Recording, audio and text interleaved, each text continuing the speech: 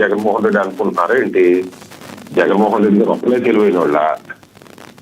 ఈ ఓట్లేసి గెలిపించిన వాళ్ళంతా పిచ్చోళ్ళు అనుకుంటున్నారా, అమాయకులు అనుకుంటున్నారా అనేది జగన్మోహన్ రెడ్డి గారు తెలుసుకోవాలి ముందు. రెండోది, అర్హత ఏది 50% మంది ఉన్న మహిళలకి అన్యాయం చేశారంటే ఏ విధంగానే? ఇప్పుడు పరిపాలన ఒక్కటే సంక్షేమ పథకాలు కాదు. నేను జగన్మోహన్ రెడ్డి గారు అధికారంలో ఉన్నప్పుడు కూడా చెప్పేవాడిని, పరిపాలన అంటే జగన్మోహన్ రెడ్డి గారు పార్టీ పెట్టినప్పటి నుంచి కూడా పరిపాలన అంటే సంక్షేమ పథకాలు అంతే. రాజశేఖర రెడ్డి గారు ఉన్నప్పుడు అంతే. అంటే రాజశేఖర రెడ్డి గారు అంతా కూడా డెవలప్మెంట్ చేసేవారు. జగన్మోహన్ రెడ్డి గారు అయితే only welfare schemes. Welfare schemes ఒక్కటే పరిపాలన కాదు సార్. ఇప్పుడు వెల్ఫేర్ స్కీమ్స్ వల్లే ప్రభుత్వం నడుస్తుందంటే 1983 నుంచి కూడా వెల్ఫేర్ తీసుకుంటున్న వాళ్ళు ఇప్పటికీ తీసుకుంటున్నారు. అంటే వెల్ఫేర్ స్కీమ్స్ వల్ల వాళ్ళు డెవలప్ కానట్టే కదా. 83 నుంచి ఇప్పటికే సంక్షేమ పథకాలు తీసుకుంటున్నారంటే ఈ వెల్ఫేర్ స్కీమ్స్ పేదరికాన్ని పోగొడతలేదు.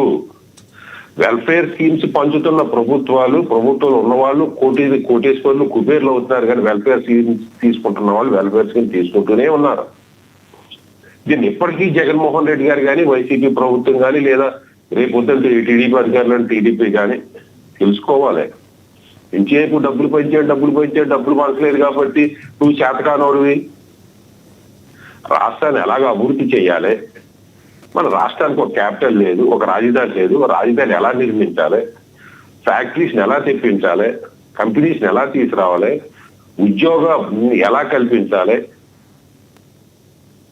ఉమ్మడి రాష్ట్రాల్లోని ఆస్తులు ఇప్పటికీ పంపకం కాలేదు, అది ఎలా పంచుకోవాలి, దానికి ఏ విధంగా చర్యలు తీసుకోవాలి, ప్రత్యేకవాదం ఇవ్వకపోతే పోయింది, లేదా దానికి ప్రత్యేకంగా మనం అంతా కలిసి ఏ విధంగా పోరాడాలి, అదే విధంగా ప్రతిపక్షాలు పోరాడాలి. కానీ వాళ్ళకి బూరెట్టలేదు, వీళ్ళకి అట్టేయట్లేదు, వాళ్ళకమ్మ గాడెట్టలేదు, పంచేయి రాష్ట్రాన్ని అమ్మి పంచేయి అంటాం, అది పద్ధతి కాదు.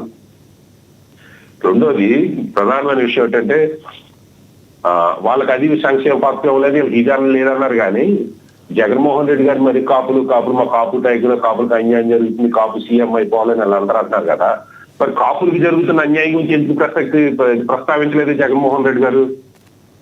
కాపులకి బీసీలో చేర్పించాలని జగన్మోహన్ రెడ్డి గారు హామీ ఇచ్చారు, రాజశేఖర రెడ్డి గారు హామీ ఇచ్చారు, జగన్మోహన్ రెడ్డి గారు హామీ ఇచ్చారు, చంద్రబాబు నాయుడు గారు ఇచ్చారు.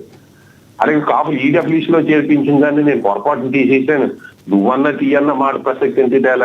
కాపు కార్పొరేషన్ లో నేను ఇవ్వడం మర్చిపోయాను, లేదా నేను ఇవ్వలేకపోయాను, మీరన్నా ఇవ్వండి, మీరు మళ్ళీ గెలిపించారు కదా, కాపు కార్పొరేషన్ నిధులు ఏమైనాయి అన్నదాని నుంచి ఎందుకు ప్రస్తావించలేదు జగన్మోహన్ రెడ్డి గారు? కాపులు రెచ్చగొట్టడానికి కాపులు కావాలా జగన్మోహన్ రెడ్డి గారికి?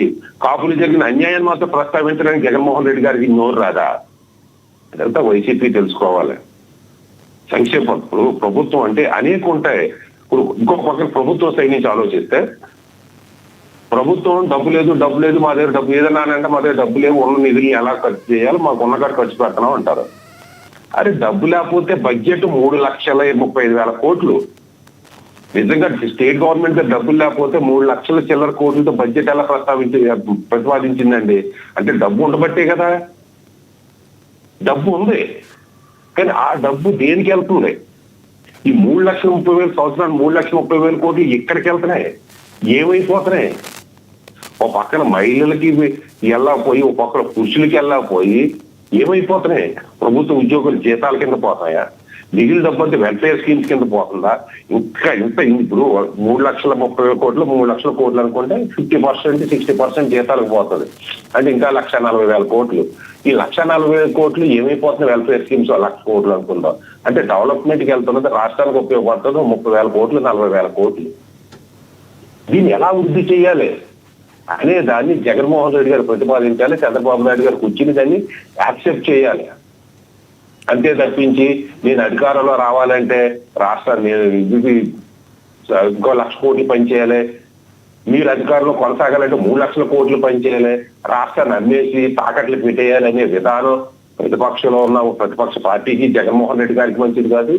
అలాగే రేపు పొద్దున్న నిన్నటి ఈ అధికార పార్టీకి కూడా మంచిది కాదు. ప్రజల గురించి ఆలోచించాలి, ప్రజల తరపున మాట్లాడాలి, రాష్ట్రం గురించి ఆలోచించాలి, రాష్ట్రం తరపున మాట్లాడాలి. కానీ అధికారులు రావడం కోసం విచ్ఛిన్నకరమైన మాటలు మాట్లాడడం జగన్మోహన్ రెడ్డి గారికి మంచిది కాదు.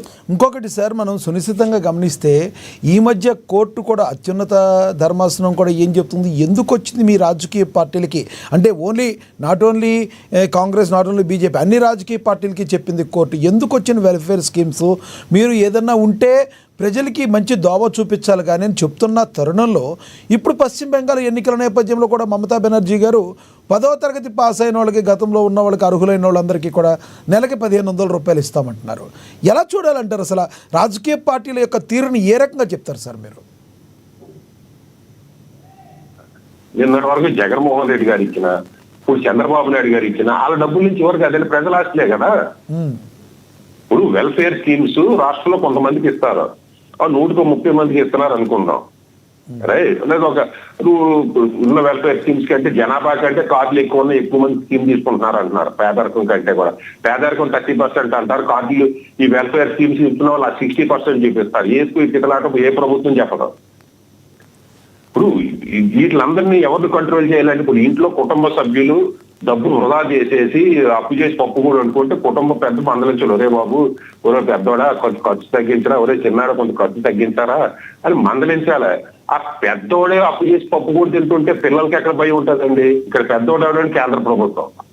ఈ కేంద్ర ప్రభుత్వం రాష్ట్ర ప్రభుత్వానికి ధీటుగా వెల్ఫేర్ స్కీమ్స్ ప్రవేశపెట్టి వెల్ఫేర్ స్కీమ్స్ పరిపాలన అన్నట్టుగా డబ్బులు పంచిపెట్టేస్తుంటే రాష్ట్ర ప్రభుత్వాన్ని కంట్రోల్ చేసేది ఎవరండి? అలాగే ప్రజలకు ఎవరు డ్రామా ఆర్టిస్ట్ అంటున్నారు కదా, నేను అది ముందు చెప్పడం మర్చిపోయా. అందరికంటే చంద్రబాబు నాయుడు గారి కంటే, జగన్మోహన్ రెడ్డి గారి కంటే, నరేంద్ర మోడీ గారి కంటే కూడా పెద్ద డ్రామా ఆర్టిస్ట్ ఎవరంటే ఓటేసి గెలిపించినవాడు, నాతో సహా.